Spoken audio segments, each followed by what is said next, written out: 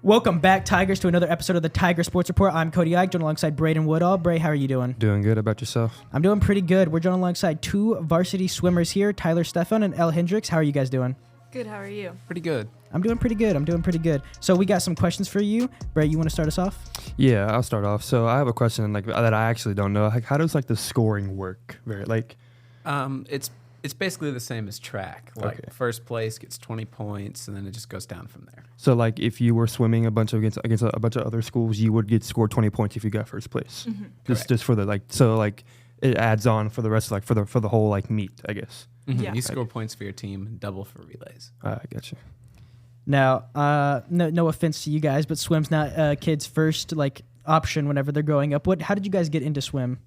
Elle, you go first. Tyler actually introduced me to swim my sophomore year. I was always a track and cross country runner, and he was like, "You need to come do swim too." And I tried it, and I actually really loved it. So, My family put me in swim lessons when I was in fourth grade, and I've just stuck with it since. All right.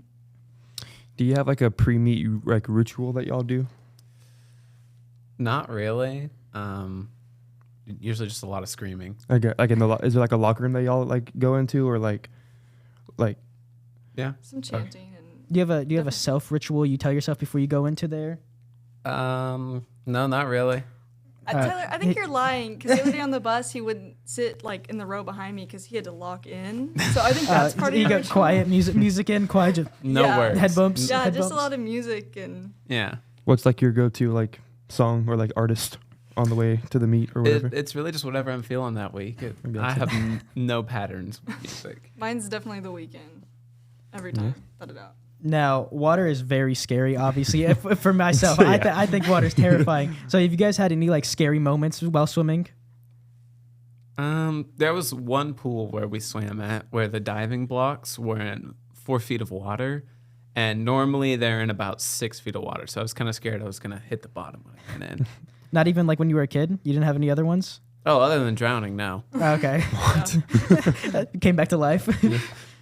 All right. Well, we have a game for you guys. It's Who's Who. Now, this will be your guys' teammates, and you guys have to guess it just based on their smile. So you won't see anything else.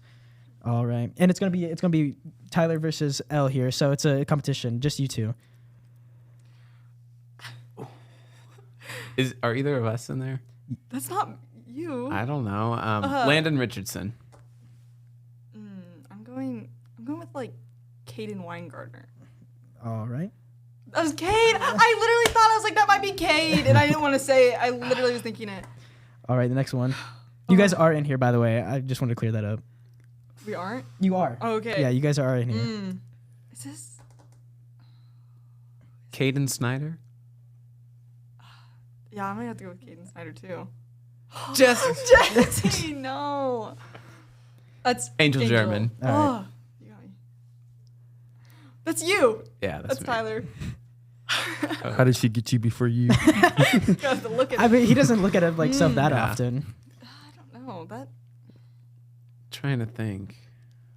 Should have had a mirror ready just so you can look. That. Beats me. I'm going to go with Carson Sams. I did not. Oh. Is that Lillian Hawksworth? I don't know. You don't got a single guess? Just throw one out there. Just throw one out there. Hail Mary. Caden Snyder again. Oh, it's Camber. Okay. That's a great picture. Elle Yeah, Hendrickson. that's me. All right. Well, that was it. Did you keep track of score? I did not keep track of score. I think she won. I think I think she Elle won. I Yeah. won. I mean, Tyler's just saying he has no guesses. basically forfeited. Terrible. I mean, we're sport in the water. We don't really see each other that much when we're practicing. I mean, you could still That's fair. Yeah, That's I mean fair. that's fair, I guess. But you guys don't walk around and talk before practice or after practice. Well, I We think do. when I pay attention to people talking, I pay attention to their teeth, and no one was smiling with their teeth in those, so it threw me off. I feel like the outside of their lips help more than their actual I don't lips know, but I don't themselves. really ever see anyone sit with their lips like that. Yeah, No, these I- were all like, they're all like, okay, make a serious face. So it's Yeah. like faces we've not seen before. Yeah.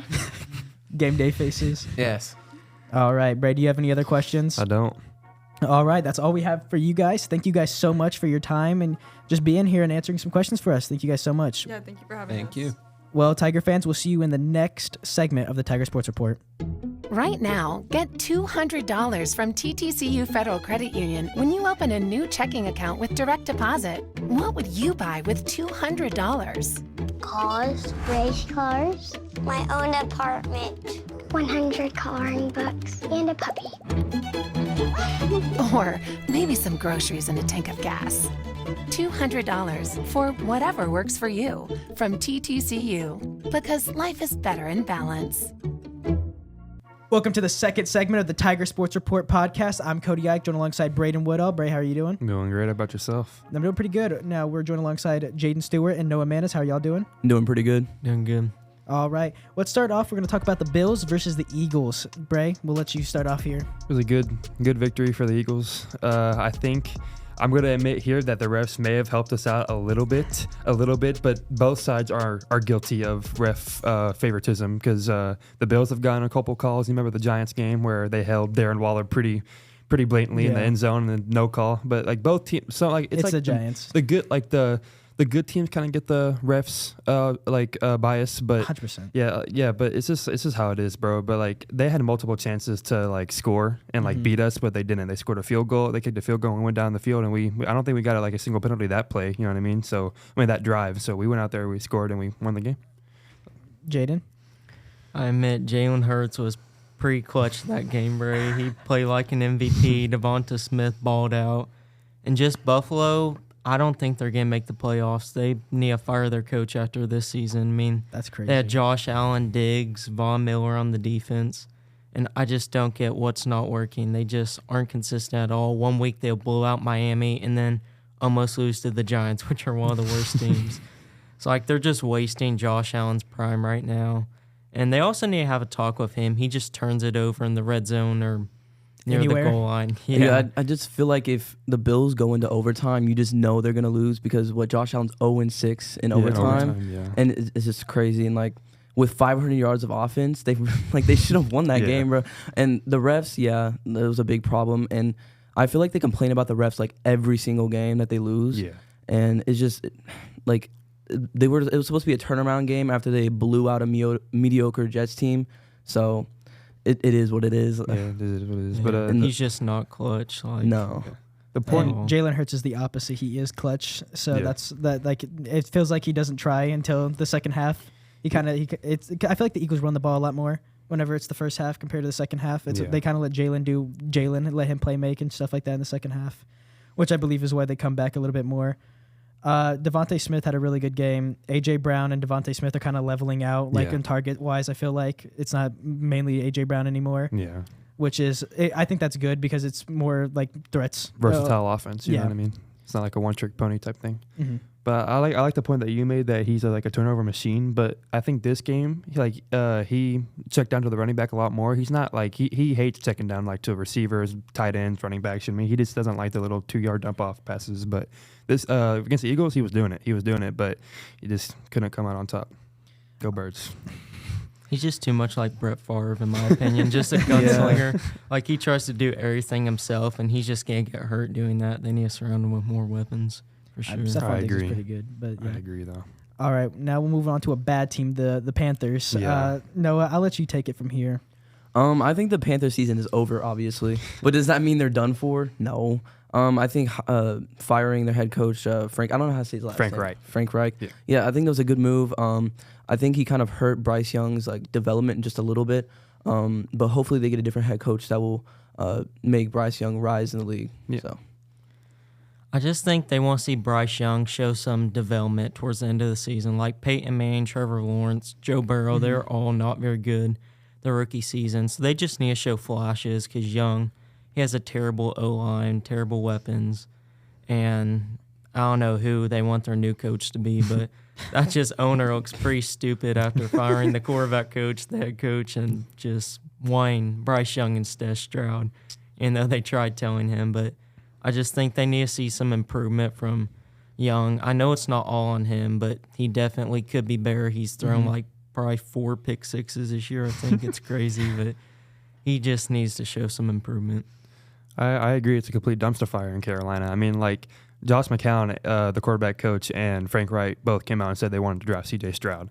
But the number one thing that rookie quarterbacks get hard to get used to is the pocket time. You average like 3.2 seconds in college, but when it comes to the NFL, you don't got that much time in the pocket. And so I think, and that's one reason. The other thing is I think C.J. Stroud having one of the best rookie seasons ever is like making Bryce Young just look worse. Yeah, if that makes 100%. sense. Like if C.J. Stroud was having an average rookie season, I feel like they wouldn't be talking about Bryce Young as much. But just because C.J. Stroud was 1 pick under him and having a significantly better season, that's just all that he gets. But he's having just a normal, typical rookie season, in my opinion, like Trevor Lawrence, like you said, Trevor Lawrence and Joe Burrow and stuff like that. That's what I was going to say with the Trevor Lawrence point. I thought that was very good.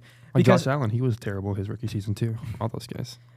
I think people have to realize also, like, they had the number 1 overall pick for a reason. They're not a good football team. Well, they did trade up, though. They went 7-10 last year. They weren't terrible. There was like a lot of like end of the season like garbage time. It felt like for the most part, though. That's the thing.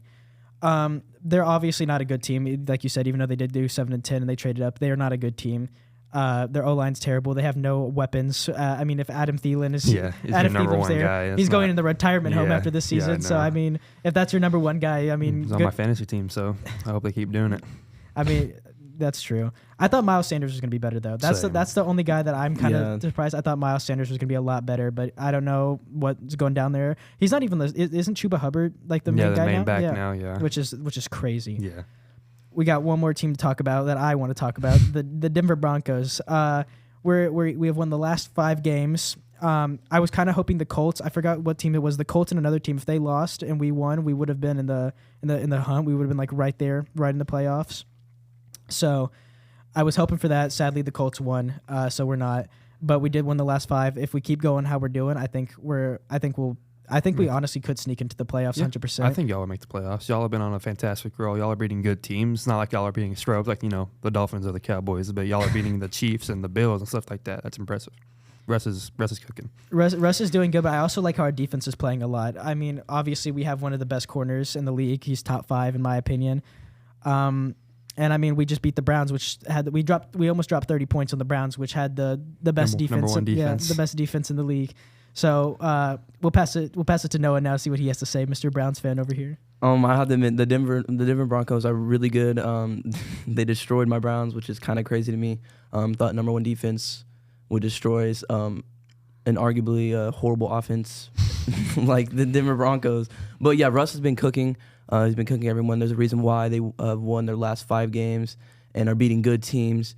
And I think Sean Payton is really helping that out a lot now since he's finally getting back into his groove. And I think the Broncos will be a definite playoff team. That's right. I for sure think they'll make the playoffs. I couldn't see them winning a game or 2. I mean, they beat the Chiefs a few weeks ago. The turnaround's just been insane. They got beat by 70. I mean, they dropped. And just lost multiple, and they're like saying everyone's willing to be traded. And then all of a sudden, they just start winning. Russell Wilson's been playing very well. They finally got together defensively, and they're getting hot at just the right time and can definitely be a dangerous team come January and February. All right. Well, that's all we have for you guys today on this segment of the Tiger Sports Report podcast. Next up, we'll have the NBA. We'll see you guys there. Recently, you've had to put your life on hold, and we're with you in this. At Ascension St. John, we're now open for appointments, and we are fully prepared for your safety and our care. As we open our doors again, our doctors, nurses, and care teams will continue to wear personal protective equipment. We've taken even more steps to clean and stringently disinfect all areas. We will maintain distancing in our waiting rooms and will continue to limit visitors. And we will still screen all staff to protect their health and yours. Our emergency rooms are here 24/7. Please do not delay care. We're still delivering babies and performing surgeries. And we're open for your appointments, from specialists and surgical care to routine care and health screenings. Ask us about virtual visits. Ascension St. John continues to care for you, as we have been for almost a century. Thank you for trusting us. Welcome back, Tigers, to the third segment of the Tiger Sports Report podcast. I'm Cody Eich, joined alongside Braden Woodall. Bray, how are you doing? Doing good. How about yourself? I'm doing pretty good, and we're joined alongside Aiden Roden. Aiden, how are you doing? I'm good, thank you. No problem. So, last time we talked about this, Wemby was ahead of Chet when it comes to Rookie of the Year voting, or like predictions. Standings, yeah, thank you for predictions. But now that's flipped. Chet is number 1 and Wemby's number 2. What do you think? Why do you think that's happened, Bray? I think it has to do with like the Thunder being the second in the West and the San Antonio being last in the West. I think that Chet's is like helping them, the Thunder win significantly more than Victor's helping the Spurs win because they only have like 4 wins on the season. So I think that has something to do with it. The Thunder are exceeding expectations extremely. Like they thought, like people thought that they may be a play-in team, they might be an 8th seed, a 7th seed, but now they're looking like they're going to be one of the top seeds in the West. So that's my take on the Chet and Wemby situation, just winning. Mm-hmm. Yeah, I mean, the OKC Thunder have an excellent, if not the best, like scouting and youth development like team in the entire league. You know, we're really good at finding gems like Josh Giddey and, you know, developing guys like randoms like Theo Maledon, Poku, all popping off. Yeah. So like OKC is way better at developing young players, and the Spurs are terrible. They don't know how to use, they don't really know how to use Wemby. They have like Jeremy Sochan running point, and he just can't even throw a lob to Wemby on the fast break. He's like 7'4". Yeah, I know. Yeah, they shoots a free throw with one hand. They don't understand Wemby yet, and they just make him force up shots. So, Wemby, please save us. We can't score. He'll just throw some stuff up. So, whenever it's all said and done, Wembanyama's probably going to be better, but he won't have that Rookie of the Year over Chet. So I like what Aiden said about like everyone stepping up into their roles. Like they might not be showing it on the stat sheet, but they're like what they're doing now is helping the team win way more than what they were doing before, even though the stat sheet doesn't prove that. So I think that they're just fitting into their role. We've gotten more young players ever since we drafted, Giddey and Poku, but those young players that we drafted after them have been stepping up. They've been stepping up. Everyone's just been stepping up. So that's like a reason why I think that they're at the top of the West. Yeah, endure. It's just a much better place for a big man like Chet to thrive. Yeah. I agree. He's got a lot more options on the lob, like you said. He's got a lot more lob options with Josh Giddey and Shea. And honestly, anybody in our starting lineup can throw a pretty solid lob. Definitely. That's my thing. He's like you guys were saying, he's in a better situation. I think he's also shooting way better from the field. That's not what I think. That's just a fact. Much better from the field. Yeah, way more efficient. Because Wemby's still shooting like 28% or something like that from three. That comes from the shot checking, like you were saying. I think both of them are very like equivalent, like when it comes to like how they are. But Chet doing this all on a better team than Wemby, because Wemby's efficiency rate is higher than Chet's. Yeah. His team is worse. He's the main option and everything like that. Well, Chet's not even the main option. Yeah. Like he's nowhere near the primary ball handler, and the fact he's doing all of this is wild in my opinion. Yeah. Now the Thunder are very surprising, like you guys said, but the Magic of also being very surprising. Yeah. My apologies. They're second in their respective division. So what do you think stepped up there? Everybody. It's very good coaching too. And Paolo Banchero, we knew he was like a ridiculous talent. He's very, very good. And they're taking everybody by surprise too. Mm-hmm. That's another big thing that's contributing to their success. The thing that's interesting about that is that the teams that were combined during the offseason, the super teams that were supposed to be dominant, but the teams that are at the top right now are just like a bunch of a couple good players and then just a good supporting cast around those players. Like it used to be. Mm-hmm. Yeah, like the old days. It's not like the Suns aren't at the top and like the Lakers aren't at the top. It's like the Thunder, the Minnesota Timberwolves, all those guys. So the Magic, they don't have like a certified superstar on their team. Like that's what I like about the division right now is that it's just not like a super team. It's just one like good like player and like a solid squad surrounding them. I think that honestly comes from partially like obviously like I've said, I feel like I've said this like twice. So I don't know these players like actually. I'm not friends with them, but I feel like them being superstars like the Suns, a lot of them just don't play, and like obviously that's from injuries or something like that. But I also feel like it's just a sense of like I'm good, so I don't have to play. Yeah. You know what I mean? Mm-hmm. Like I'm getting a bag. I'm good. I don't have to play. I think that comes from it, but like these Magic players, like a season ago, they could have lost their jobs. I mean, if the right person stepped up. So it's like, I think it's a sense of that. But Kevin Durant's obviously not going to lose his job, so he doesn't have to not play. But that's not me dissing on Kevin Durant. He's missed like one game, I think, and he's doing amazing. Yeah, that's a great point, though. I mean, this is their job. They show up and they're counting on these superstars. You know, they're the core parts of the team, and they're just not showing up. That's the one thing you got to do is show up, and so that really hurts chemistry and everything. So yeah, like what's the reason? Like a team with Paul George, Kawhi Leonard, James Harden, and Russell Westbrook. Why is that team below a team with Shea, Chet, Lou Dort, and all those guys? That doesn't make any sense to me. A team with Kevin Durant, Devin Booker, Bradley Beal. That team is below a team with, you know, the Magic. Like, for an example, they have a worse record than Paolo Banchero and Franz Wagner. It doesn't make any sense. But but the reason why it does make sense to me is that the supporting cast is hoping way better. They traded all their bench depth. Like, they just have a whole squad around them, not just a couple superstars and the rest scrubs. Well, is there anything else you guys would like to say? I think that's it for me. Yes, same for me. All right. Thank you guys so much. Next up, we'll be talking about some college football. We'll see you guys there.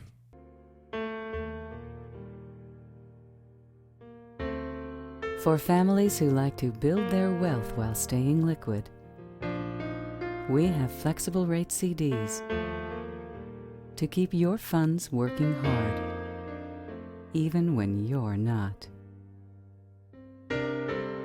First National Bank of Broken Arrow. The right balance. Welcome back, Tigers, to the last segment of the Tiger Sports Report podcast. I'm joined alongside Braden Woodall, Austin Randall, and JoJo David. Austin, how are you doing? I'm doing amazing. JoJo? Could be a little better. I mean, at least we're honest. All right, we'll be talking about the college conference championships. Austin, we'll start off with OSU versus Texas. I think we're going to pull off an upset. We're 7-3 against Texas in the last 10 games. I think we're going to pull through and beat Texas in the last minute. How biased do you think you are? In the last minute. How biased do you think you are? On a scale of 0%. 0% bias? It's just going to happen. What's the score prediction then? It's going to be like a last-minute field goal. I'm going to say like 33-30. Get a load of this guy. JoJo, you have a different opinion? Scoreboard's going to say like 42-14. And here's why. Okay, OSU beat us, yes, but Big 12 refs, I think we can all confidently say those are some bad calls that last-minute stretch in that fourth quarter against OU. Plain and simple. I think we can agree with that. But who cares? We lost. Okay, it's fine. We lost. And obviously we lost to Kansas, so we're out. I don't care. But what I'm talking about is OSU's strength of schedule. So there's 4 newcomers to the Big 12. OSU played every single one of those 4 teams. Already cakewalk schedule. Who, I mean, if you play BYU, and they almost lost to most of them. They lost to one of them. They got blown out by UCF. And then we look at the rankings of the Big 12, and OSU came in, they were ranked 7th. And out of those top 6 that were on there, they only played 2 of them, and they were at home at those games. They had a cakewalk schedule. Not only did they lose to South Alabama, UCF, so many losses, the schedule just looked bad.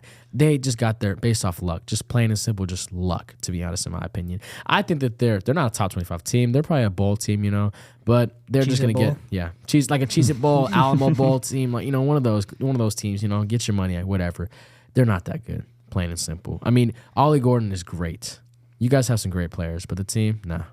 That's all I got to say. Point blank, period. I think that I'm going for the Pokes this game. I want them to win this game because it'll not ruin, but like it will hurt Texas' recruiting in the SEC, losing to a Big 12 championship if you're going to the SEC. Yeah. But I think Texas is going to blow them out of the water. I don't think it's going to be very close. I think the game's going to be over by the third quarter. But I don't think that, like, maybe in that first quarter it might be a little competitive, like OSU's pulling out some, miracle. But no, I think it's going to be over by the third quarter, sadly. But yeah, I wanted it to be a good game, but I just don't think so. I'm also going for OSU, but that's just because it's an Oklahoma team. Yeah. I'm going to go for them over the Texas team.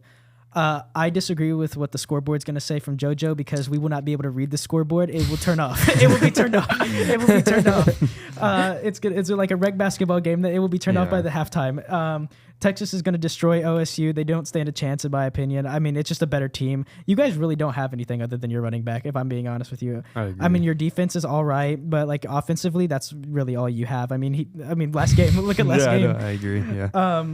I mean, that's really all I have to say about that. That's what my opinion on that is. But a better game will be the Alabama versus Georgia game. We'll start with you here this time, Bray. What are your thoughts on that one? I don't think Jalen Monroe has what it takes to beat Georgia, but to be fair, I don't think barely any quarterbacks have what it takes to beat Georgia. So I'm going to take Georgia in a big win, not as big as Texas and OSU is going to be, but I can see them winning like 44-20 in Georgia. So obviously, Miller just came off of that great game against Auburn. I mean, just that was insane. I feel like every single Iron Bowl game is just top notch, just like you're excited and watching it. But I feel like Georgia, they play the same every single week. Like, first off, you'll watch their game, they're down like 14-7 or 7-0, 10-0, and they'll be like, oh my goodness, we're going to take down the number one team in the country. Then they don't do it. My opinion, this Saturday, SEC Championship, that's going to happen, but Alabama's going to keep it going and win the game 38-31. Let's go Roll Tide. I just think they're coming off a big win. I feel like Georgia, I mean, they're kind of comfortable at where they're at. I think that's where Alabama shocks them. And knowing Nick Saban, he can pull it off. And I just want to see some chaos. I just love chaos within college football. That's what I want to see happen. So you think Georgia's got like I'm number one, like I'm yeah, gonna do that's that? what I'm thinking. Okay, I got you. So, but yeah. All right, so I think that Alabama is going to beat Georgia because Georgia just has a lot of injuries on receiving, and their tight end Brock Bowers is out, I'm pretty sure. In Alabama, they just came off of that huge win over Auburn. Auburn did expose a few weaknesses against Alabama, but I think Georgia has just too many injuries to win against Alabama in the championship game. I think y'all are like overrating Auburn just a little bit. I mean, I understand it's the Iron Bowl, but Georgia's beat teams South Carolina, Tennessee, all those guys. So like it's like they beat those guys, and Jalen Monroe got benched. So I just don't think he has what it takes to beat Georgia. Like I understand he's been doing good, but you shouldn't have even been considered to be benched if you're supposed to be a top quarterback. Wouldn't you say Milroe from back then to now has changed? I think he's a way different quarterback. I mean he's definitely a different quarterback versus an unranked Auburn, but not the same. But he's also going to be a different quarterback versus the number one ranked Georgia. So that's what I think is going to happen. Yeah, you can have a good game. You shouldn't even be down to Auburn in the first place. I was going to say the same thing about Auburn. I understand that it's like a big game for both of them and everything like that, but Auburn doesn't go like Super Saiyan 3 whenever they're playing Alabama. I mean, it's a big game, and obviously they probably go in there with a little bit more like oomph almost, but they're not going to just all of a sudden become the 49ers and just like destroy them. So I'm not going. I know I haven't gone for an underdog, but I do think that Georgia will also win this game by a decent margin. But it will be closer than the Texas and OSU game. So I feel like this one will be watchable. But I think the best one is the Washington versus Oregon game. Jojo, we'll let you start off with this one. I could talk a lot about this game. I feel like these are two QBs. First off, as a Seahawks fan, I hope to see one of these guys on the Seahawks next year. That's one thing. I think they're really, really good. They're playing at a top tier. I think Jaden Daniels is clear Heisman. I mean, I think that there's a potential between these two offenses to show off to where one guy might just take a leap and might even beat Jaden Daniels. Having that extra week to play, they might just show off to the board and be like, oh, that dude is a baller. Yeah. I think seeing these offenses, they're really good. I think it's going to be like one of those games like in like the 40 pluses for both teams. I do not have a winner. Most of the time, these big games, I kind of bias toward whatever is a better team or the worst team. Whichever one helps OU, I root for the other team, but that doesn't really matter anymore. I just want to get higher and higher. I was hoping for a New Year's Six, but we're not going to get that. But between these two teams, I mean, Bo Nix, Michael Penix, I think that Washington will win just because their receiver court is insane compared to Oregon's, but I just don't know if I can lean towards one side or the other. I think I'm still kind of 50-50 seeing each other win. I think it's going to be like the best game of this week, though. Austin? I think Washington is going to have a lot of motivation going into this game, hopefully finishing the perfect regular season, going 12-0 or 13-0. I think it's 13. 13. It would be 13 with the conference game. Yeah, okay. 13-0. They're going to make the college football playoffs, most likely the third seed. Maybe jump to 2 if Michigan doesn't do well against Iowa. But Washington will beat Oregon. Bo Nix, I think he's just going to have a little bit of a struggle game. And what is his name? Michael Penix Jr. is going to just have an all-star game. I think Oregon is going to get their get back against Washington, and I think Bo Nix is going to have proved to himself why he's the Heisman this year. I think he's going to throw 6 touchdowns, and I think Michael Penix is going to do good, but not as good as Bo Nix. And it's rare. You don't really see like two teams that played in the regular season go in the conference championship, and that like they don't sweep. They typically split. So I think that Bo Nix is going to have an amazing game. He's going to throw for 6 touchdowns and prove that he's going to be the Heisman. I got Oregon, and that'll put him in the college football playoffs. Yes. You said Heisman? Yes. Ooh. I don't think Heisman.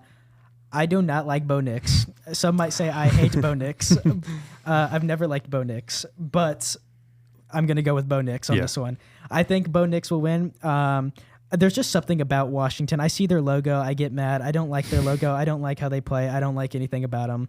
So I'm going to go with Oregon in this one, but I think it could be either way. I think it's a coin flip, that if I'm being honest, as much as I don't want Washington to win, I think it could go either way. So I also have Oregon winning. Is there anything else you guys would like to add? I heard your Heisman prediction, but who you guys got winning the Heisman? If it wasn't a quarterback award. If it wasn't quarterback, I was gonna say Ollie Gordon. I was gonna say him. I was gonna say him if it wasn't a quarterback award, because I don't know. I don't think it's Bo Nix. Over Jaden Daniels. Yeah. I think it's Jaden Daniels, to be honest. Stat wise, it's probably Jaden. I'm gonna take Jaden Daniels. All right. Thank you guys so much. That's all we have for this episode of the Tiger Sports Report podcast. We'll see you guys next time.